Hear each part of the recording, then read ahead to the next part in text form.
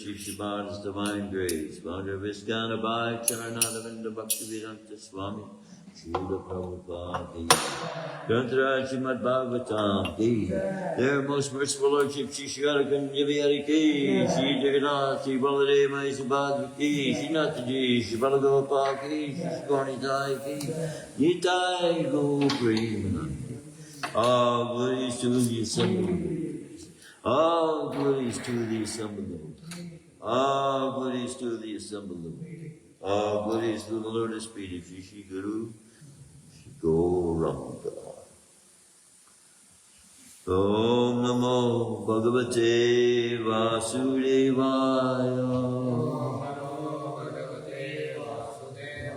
Om Namo Bhagavate Vasudevaya.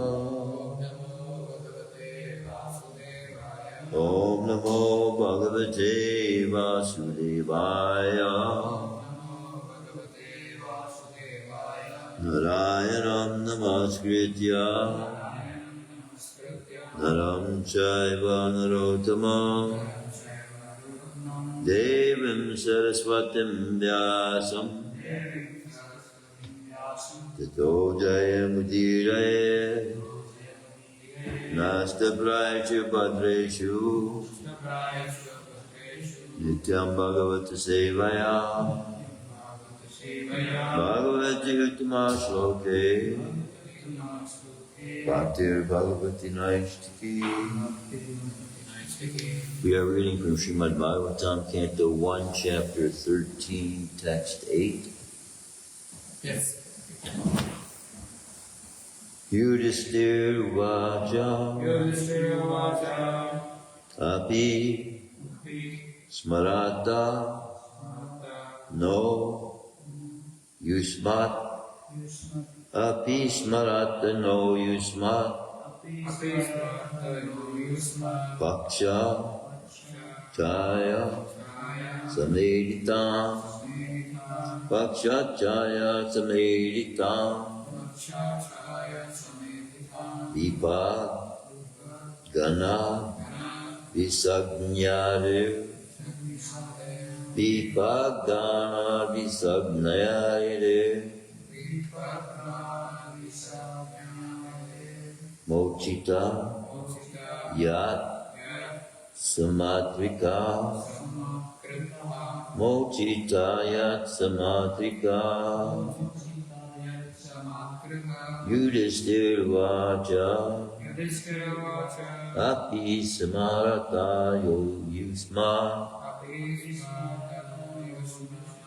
Paksha Chaya Sameditam Vipad Gana Viksagnyade Mochitayat Samartrika Yudhisthira Vacha Api Smarata No Yusmat Paksha Jaya Sameditam Vipad Gana Viksagnyade Mochitayat Samaraka.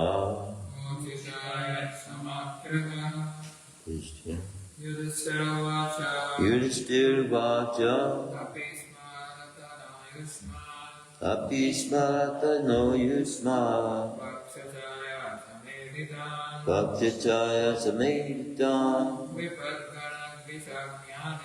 Vipad Gana Viksagnyade Mochitayat Samatrika. Yudhisthira Vacha Api Smarata No Yusmat Paksha Chaya Sameditam Vipad Gana Visagnyare Mochitayat Samatrika. Yudhisthira Vacha Api Smarata No Yusmat Paksha Chaya Sameditam Vipad Gana Visagnyare Mochitayat Samatrika. Yudhisthira Vacha. Maharaj Yudhisthira said, Api, whether, Smarata, you remember, Na, us, Yusmat, from you, Paksha, partiality towards us like the wings of a bird, Chaya, protection, Sameditam, he who were brought up by you, Vipatganat, from various types of calamities, Bisha, by administration of poison, Agnirade, by setting on fire, Mochita, released from, Yat, what you have done, Sa, along with Matrika, our mother. Yudhisthira vacha pismarata no yasmat pakshachaya sameditam vipad gana visagnarir mochitayat samatrika. Translation and purport by His Divine Grace of Bhakti Bhakti Swami Srila Prabhupada. Maharaj Yudhisthira said, "My uncle, do you remember how you always protected us along with our mother from all sorts of calamities? Your partiality, like the wings of a bird, saved us from poisoning and arson." Please repeat. Maharaj Yudhisthira said, "My uncle, do you remember how you always protected us along with our mother from all sorts of calamities? Your partiality, like the wings of a bird, saved us from poisoning and arson." Maharaj Yudhisthira said, "My uncle, do you remember how you always protected us, along with our mother, from all sorts of calamities? Your partiality, like the wings of a bird, saved us from poisoning and arson." Purport. Due to Pandu's death at an early age, his minor children and widow were the object of special care by all the elderly members of the family, especially Bhishmadev and Mahatma Vidura. Vidura was more or less partial to the Pandavas due to their political position, although Dhritarashtra was equally careful for the minor children of Maharaj Pandu. He was one of the intriguing parties who wanted to wash away the descendants of Pandu and replace them by raising his own sons to become the rulers of the kingdom. Mahatma Vidura could follow the intrigue of Dhritarashtra and company, and therefore, even though he was a faithful servitor of his eldest brother, Dhritarashtra, he did not like his political ambition for the sake of his own sons. He was therefore very careful about the protection of the Pandavas and their widow mother. Thus, he was, so to speak, partial to the Pandavas, preferring them to the sons of Dhritarashtra, although both of them were equally affectionate in his ordinary eyes. He was equally affectionate to both the camp's nephews in the sense that he always chastised Duryodhana for his intriguing policy against his cousins. He always criticized his elder brother for his policy of encouragement to his sons.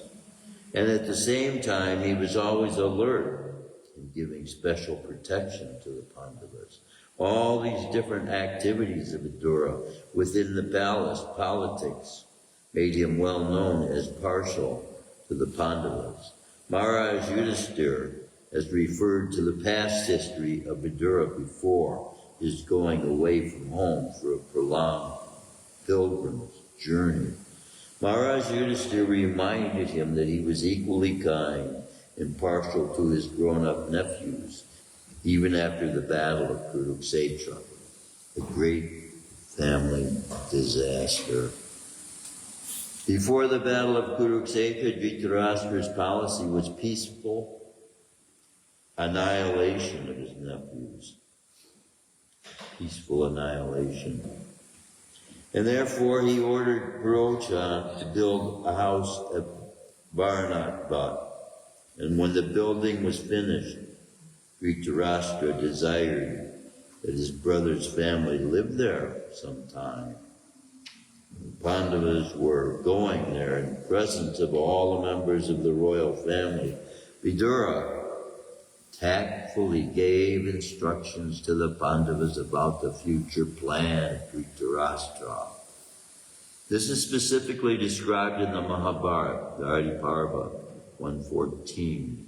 He indirectly hinted a weapon not made of steel or any other material element, can be more than sharp to kill an enemy, and he who knows this is never killed. That is to say, he hinted that the party of the Pandavas was being sent to Varnadbat to be killed. Thus he warned Yudhisthira to be very careful in their new residential palace. He also gave indication of fire, said that fire cannot extinguish the soul. It can annihilate the material body. But one who protects the soul can live. Kunti could not follow such indirect conversations between Maharaj Yudhisthira and Vidura, and thus when she inquired from her son about the purport of the conversation, Yudhisthira replied that from the talks of Vidura it was understood that there was a hint of fire in the house where they were proceeding. Later on, Vidura came in disguise to the Pandavas and informed them that the housekeeper was going to set fire to the house on the 14th night of the waning moon. It was an intrigue of Dhritarashtra that the Pandavas might die.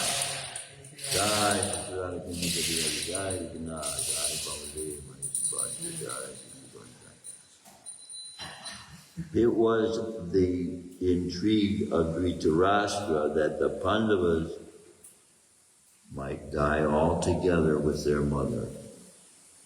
And by his warning, the Pandavas escaped through a tunnel underneath the earth, so that their escape was also unknown to Dhritarashtra.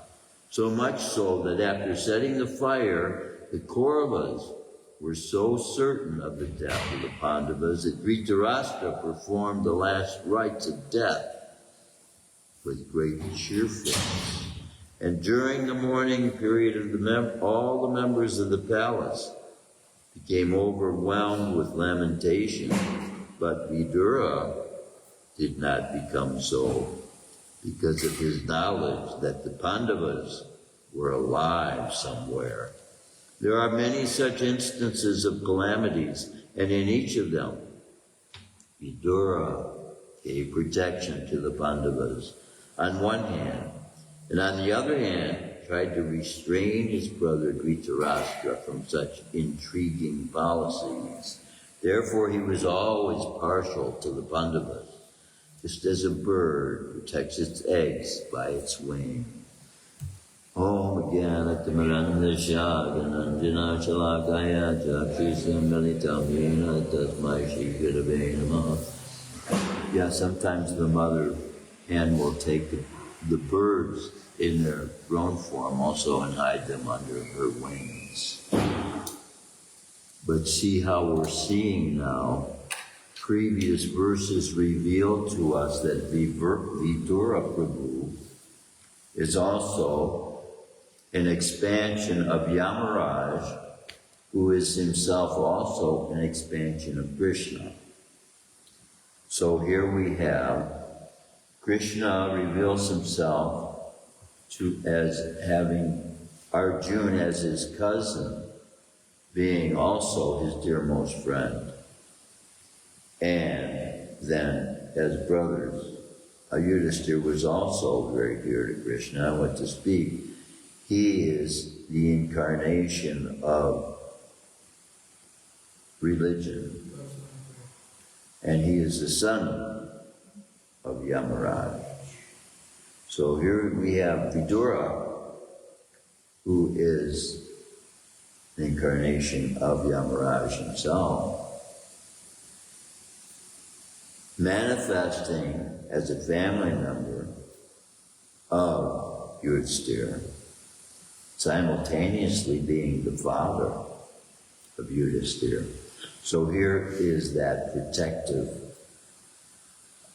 mentality that Vidura would have towards, first as being Krishna himself, how dear the Pandavas are to Krishna, and then in the form of Yamaraj being also the father of Yudhisthira, whom Mother Kunti had gained association with by her use of the mantras. And Krishna is giving us. So what was once commonly only available to the most exalted souls who were passing down the knowledge of the mantras for the use of association with demigods, now Krishna passing down the use of the most powerful mantra there is, this Maha Mantra, to us.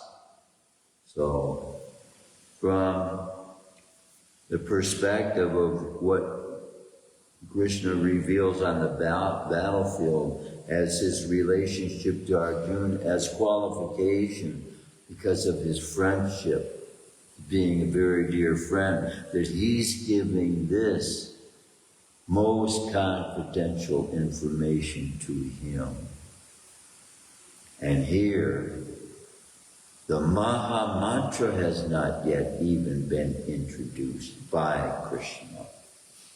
So now we see, we, having been manifest on the planet just a short 400 plus years ago, to the incarnation of Lord Chaitanya, who is even being both Radha and Krishna in the same body, which is required to cleanse and purify the whole universe.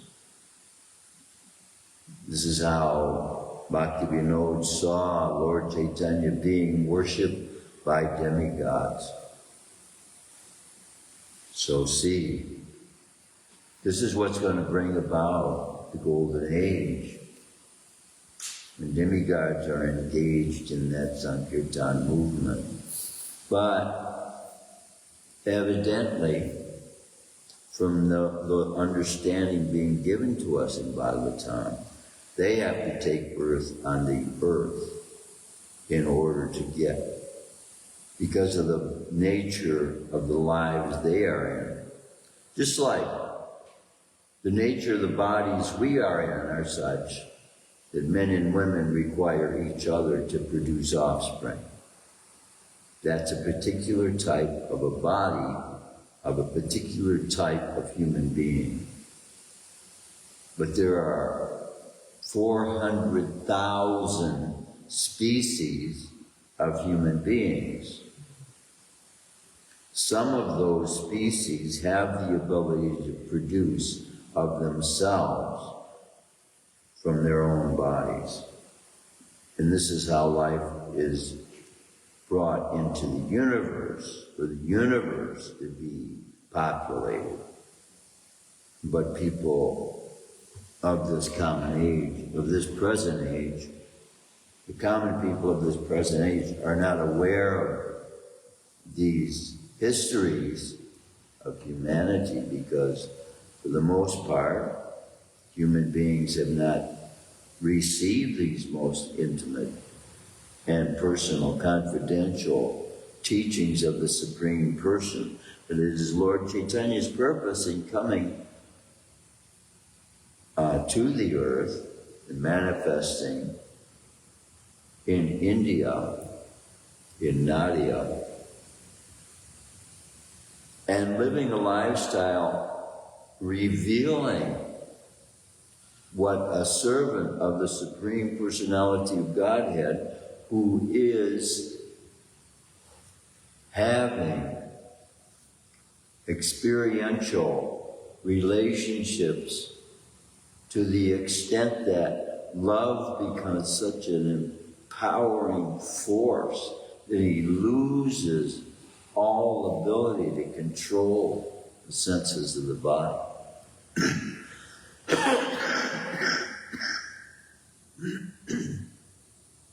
So he is revealing. This is a revelation that the power of love is so much so that it can even move the most powerful person there is, Krishna. He is moved by love. in the attraction, revealed to him by Srimati Radharani in the form of not only her attractiveness, but the revelation of her happiness that she is deriving from submitting herself to him, from serving him. And so in order for Krishna to be able to see in her such an experience that he doesn't himself know. Krishna doesn't know what it's like to serve himself. So the only way he can get that experience is to take this form of Lord Chaitanya with Srimati Radharani, and then they together share. So just imagine how unlimited that love they have for each other, taking the form in one human body. That is the most elevated body there is, which we as souls don't have access to. From one perspective, then what is revealed by Sanatana Goswami is that if we do actually fall in love with the teachings of Lord Chaitanya and with the chanting of the holy names and the following the principles given by Lord Chaitanya to follow, we also will have Srimati Radharani and Krishna together in this same body that we are right now in, with us. Isn't that amazing? Think about that. We can become pure to that extent. And that's what ultimately is the divine treasure of life the Brahmana finds when he gets initiated into the line of parampara, puts into practice the any of the 9 processes, Shravanam, Kirtanam, Vishnu Smaranam, Padasevanam, Dasham, Shakyam, Vandhanam, Dasham, Shakyam, Atmanivedam. So any one of these processes can offer to the follower that liberation which will carry him, the activity will carry him in by the practice of such activities. Now, when we hear the music of such a soul as Ravi Shankar, Srila Prabhupada said he had been using that same instrument. I'm not talking about the same specific one that he was playing while he was here, but in a form, the stringed instrument that he was playing, he had become adept at from the use of for 7 lifetimes. 7 lifetimes. That means each time he was born, he was continuing his progress on that path of developing that specific ability. And so now, what we have in Krishna consciousness is the perfection of all the abilities we have been trying to develop that would enable us to further make pleasant an experience for us in the material environment or set of circumstances in society. Now can use those same propensities for progress in spiritual life and get eternal benefit rather than a temporary paycheck. We're getting eternal benefit that is accumulating every single day. Krishna is keeping track of everything all human beings are doing by the record, that DNA that they're Srila Prabhupada said there may come a day they will be able to see the soul. They will be able to find the soul. And what it is, they're finding this DNA. It is the soul's history being revealed and manifest in the material energy, even though it is a spiritual energy, this history attached with the soul, you might say. Because of the soul's attachment to the material energy, it carries with it that record it has had with the material energy for it to be able to have the ability to continue its development.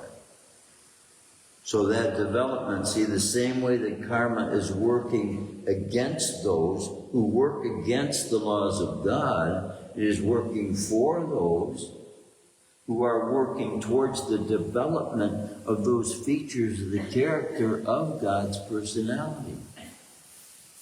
And that's what we're all endeavoring for, this perfection we have in our minds of whatever the endeavor it is in our lives that we are making towards perfecting.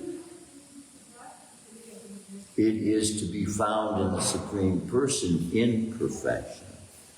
And so, limited, if we do not know who that Supreme Person is, then we are limited to our own ability to conceive in our minds what those perfections are, which is why He is Himself giving us of Himself His own stories of His own pastimes for us to be able to have some close understanding of the nature of His own personality, the abilities that He holds within the form that He manifested on this planet 5,000 years ago, or even 500 plus years ago, 400 and something plus years ago. It was 1486 to 2000 would be what, 514 years. 540? 514 years. 514, right, 86 and 14, right.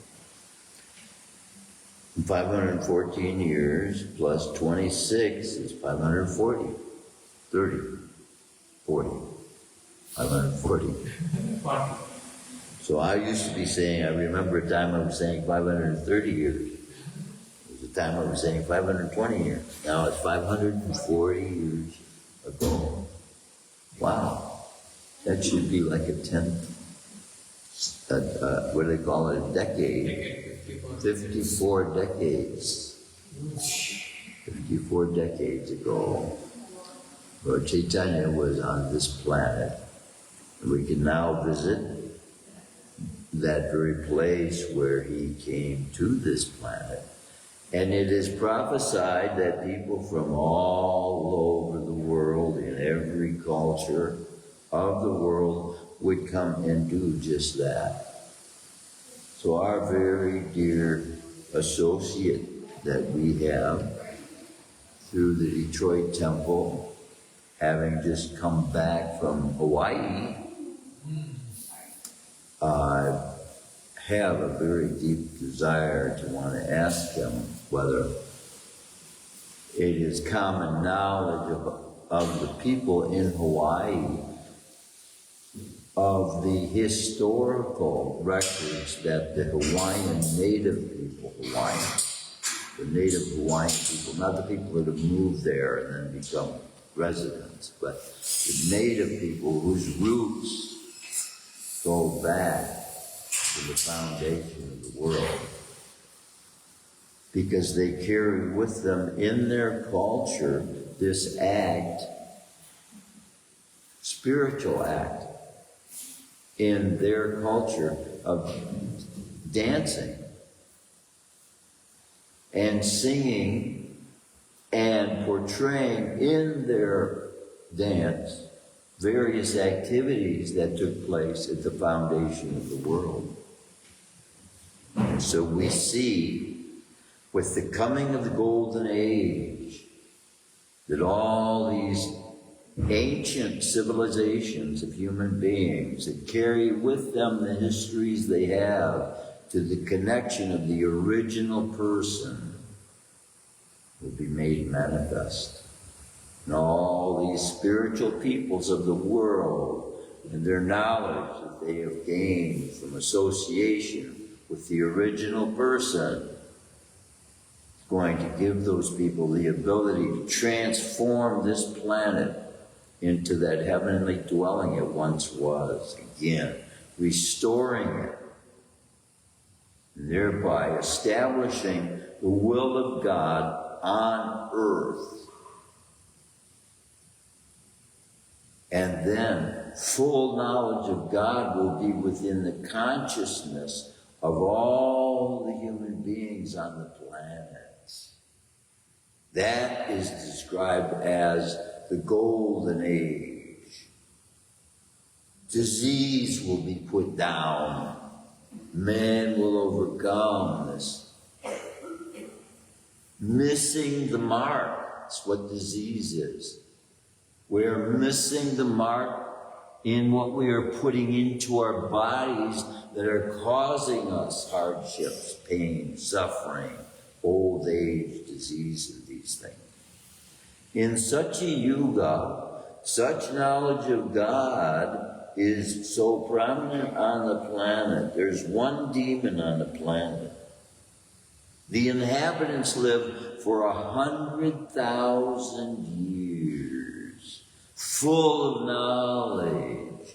They can derive from the breath that they breathe the life required for them to continue in their meditations. They are fed by the meditation as well.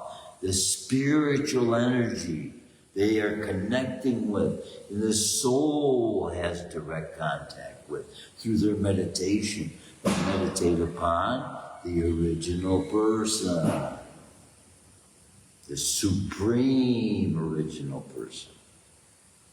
And as I speak, people hearing my words will form ideas and thoughts about who that is.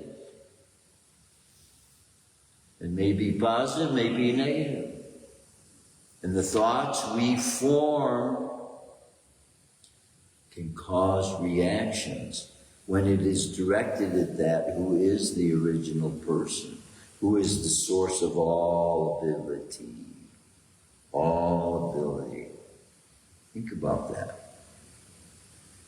Every single human being that has ever manifested in the material universe is driven by an energy coming from the original person. We are connected to the original person. And we use millions of names to describe all of the relationships we have with the original person. In our minds, we think of that who is providing for us. That is, the original supreme person. Everything is coming from the body of the supreme original person. One being.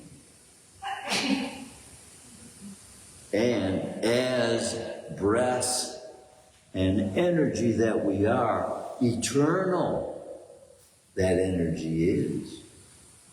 Described in the English language as soul, in the Sanskrit language as Atma or Jiva.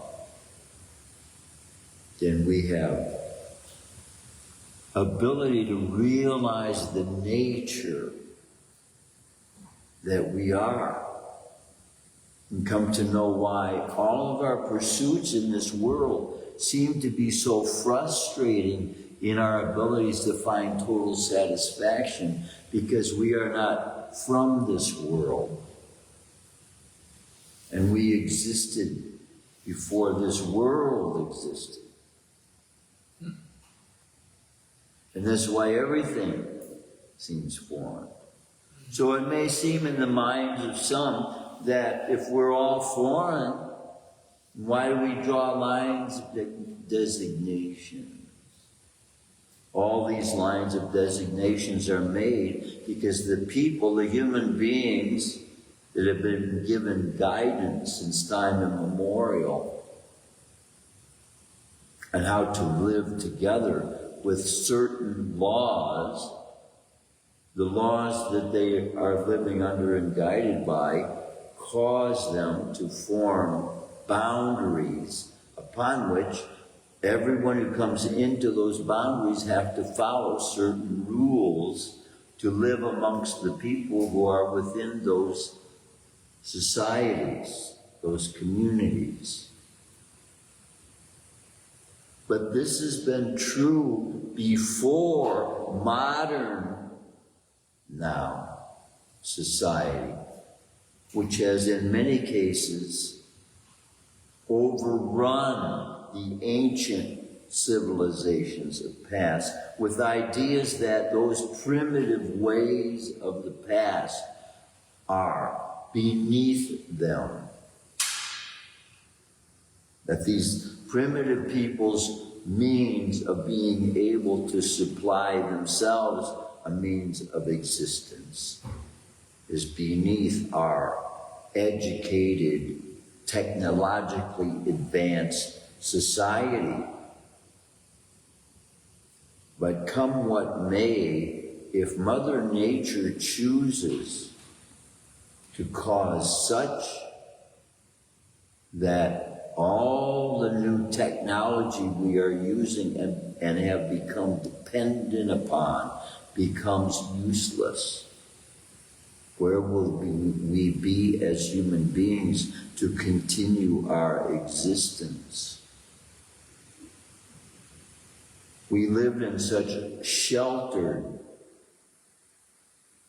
circumstances that we have created by our new technological advancements that we don't realize we are becoming more and more, by becoming dependent upon these artificial supports for life, we are becoming a weaker and weaker and weaker people. We wouldn't know how to start a fire if we needed to in the wild. And yet this is common knowledge to ancient civilizations who had rites of progress that their young had to go through to be considered an adult. Rites of entry into stages. Same way Vedic culture has different stages of development that children go through in order to become considered adults. Similarly, Brahmins, being given initiation, have levels of development, ultimately for the purpose of developing love of God and being able to establish within the society an architectural societal design that will enable human beings to work cooperatively with one another, constructively with one another, to create that environment free from antagonizing influences, negative influences of thoughts that take away from man's abilities, human beings' abilities to develop pure love in their hearts towards one another, towards the well-being of the humankind itself. We all have to develop this desire in our hearts for the benefit of one another by knowing the nature and the personality of God and His activities towards humankind. When we read all of these pastimes that we see Krishna taking part in, everything he does for the protection and love that he has for the human beings that he's in the society of. Killing demons. and revealing in the stories that he's also writing himself in the literary form, Sri Vyasadeva, writing all these precepts for us to know the value of courage, of honor, of dignity, of responsibility, of holiness, and ultimately, a pure love. All this is based on principles. By upholding those principles, we automatically develop the nature and the quality of God's characteristics in us, manifesting from Him. He is the ability in us to be able to manifest characteristics of Him. And Srimati Radharani as well. And her. Krishna consciousness is that complete perspective of Godhead that reveals the feminine aspect of God's energy, the internal aspect that is of God's love, and we know the difference between that energy and the external energy of God, which we have been brought here into this material universe, some of us with the desire to enjoy that energy, which is evidenced by our daily activities. What are we doing? Why are we doing what we are doing? In order to know the outcome of what we are doing, we have to know why we are doing it. We are doing it to obtain some wealth in this world, some comfortable place. That's what we will have. If we are doing it to understand the purpose of life, and to know why we now have been born into this world at such a time that God was here Himself in His most loving form just about 440 years ago. 540 years ago, He came on this planet to deliver to humanity a lifestyle revealed in the writings of Sri Chaitanya Charitamrita, the nectar of the life of the golden avatar of this age, being made available to us as the most advanced spiritual teachings mankind is able come to the understanding of. It is revealing the depths of God's love, the innermost feelings of the relationship God and love are having. And so this is how mankind can become highly elevated. And in all of his attempts to please God then, all of his abilities are increased. And so this knowledge that we desire to have about how to go from one planet to another, when we look beyond death and dying, then we can see the ability comes automatically by qualification. And we don't have to build spaceships to get there. The life we next attain will be determined, and we will fulfill our desires if we follow the regulative principles that allow us to be able to attain those qualifications. But better to set our aims toward the eternal. And that means cutting off all our attachments to the material the external energy. Everything in this world is the external energy of God. Except we are made of the internal substance of God's body.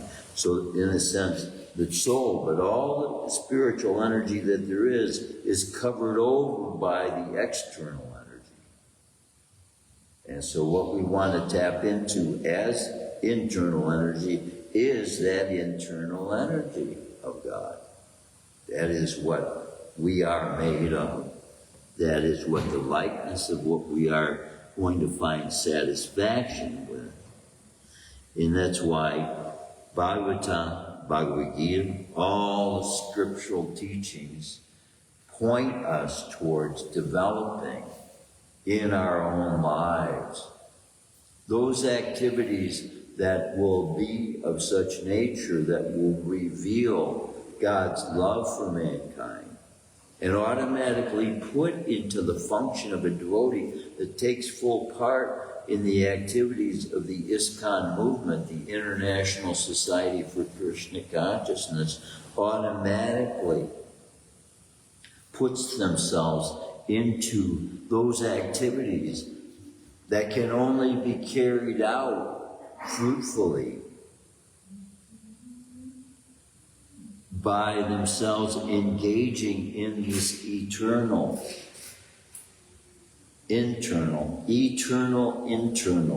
energy of the Supreme Person.